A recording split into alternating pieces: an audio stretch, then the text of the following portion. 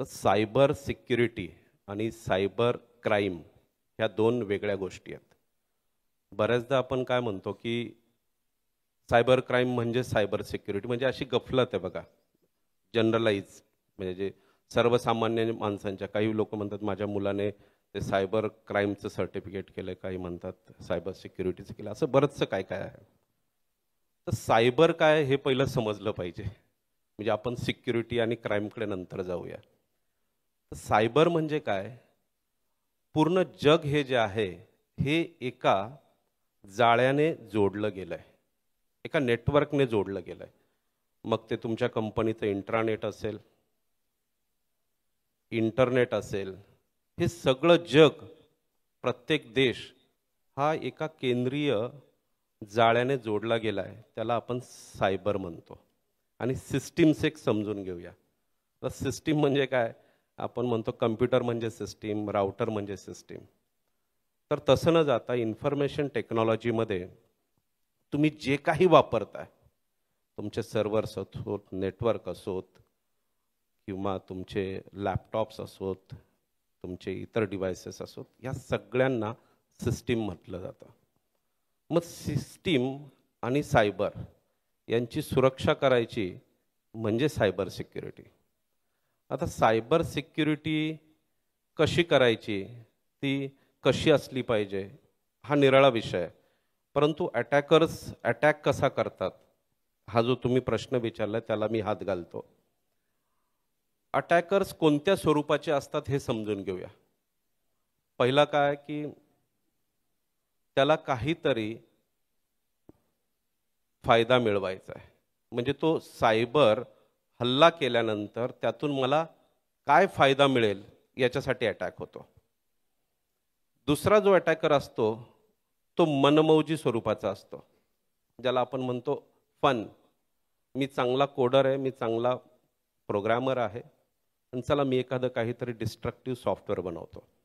म्हणजे बघा, अटॅक करण्यासाठी जे सॉफ्टवेअर बनवलं जातं ते पण प्रोग्राम करूनच बनवलं जातं. मग तो त्या मौज मजेसाठी, चला काही नाही, मला फक्त डिस्ट्रक्टिव्ह माइंडसेटने काम करायचं आहे. तिसरा जो अटॅकर आहे तो म्हणतो की नाही, मला फायदाही नको आहे, मला माझी हौस पण नाही भागवायची, मला काहीतरी हित साध्य करायचं आहे. आणि मग ते हित जे असतं ते बऱ्याचदा त्या देशाची जी व्यवस्था आहे ती डिस्टर्ब करणं असतं.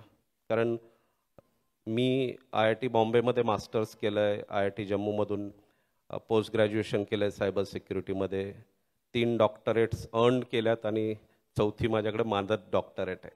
तर मला हे नाही सांगायचं, मला हे सांगायचं आहे की मी काही गव्हर्नमेंट एजन्सीज बरोबर सावंत सर मी काम करतो, आणि आम्हाला म्हणजे करावं लागतं कारण देशाची सुरक्षा असते, त्याच्यासाठी आम्हाला इन्व्हाइट केलं जातं, बऱ्याच ठिकाणी आम्ही त्याच्यात हे असतो की देश हा जो आहे हा विकसनशील आहे. आपल्या देशाबाबतचे सायबर हल्ले याच्याशी मी रेफर करतोय. मग हा विकसनशील देश जो आहे याच्यामध्ये एक 45 ते 50% तरुण वर्ग आहे,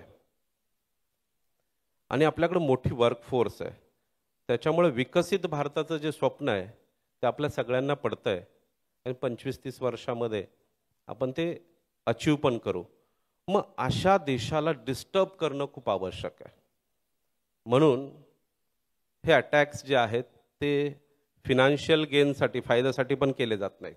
बऱ्याचदा त्यात असं दाखवलं जातं की तो फायदा आहे, परंतु फायद्यासाठी नाही, त्या देशाची व्यवस्था, इकॉनॉमी डिस्टर्ब करण्यासाठी म्हणून केले जातात. मग ते कसे होतात, तर आता रवी सर आहेत माझ्या बाजूला, ते सिसो आहेत, चीफ इन्फॉर्मेशन सिक्युरिटी ऑफिसर.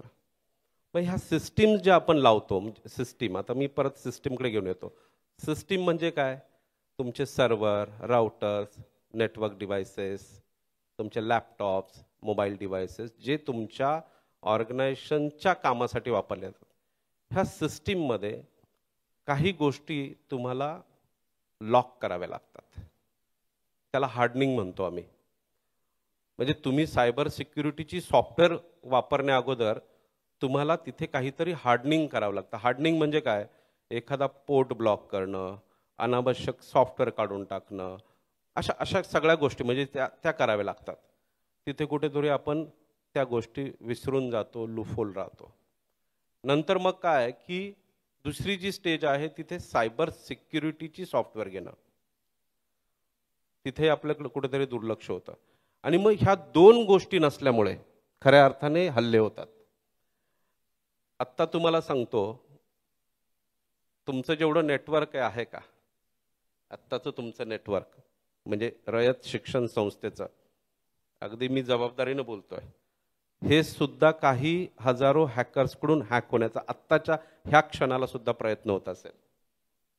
असे सगळेच नेटवर्क म्हणजे कुठेतरी एखाद्या देशात बसायचं आणि तिथून स्कॅनिंग करत राहायचं, जिथे एंट्री मिळेल तिथे घुसायचं. अशा पद्धतीतून अटॅक होतात. म्हणजे पहिलं तर काय आहे की आपण आपल्या ज्या सिस्टीम्स प्रोक्युअर करतोय त्याच्यामध्ये ज्या काही गोष्टी आहेत, ज्या अनावश्यक गोष्टी आहेत, आपल्याला गरजेच्या नाही आहेत, त्या ब्लॉक करणं.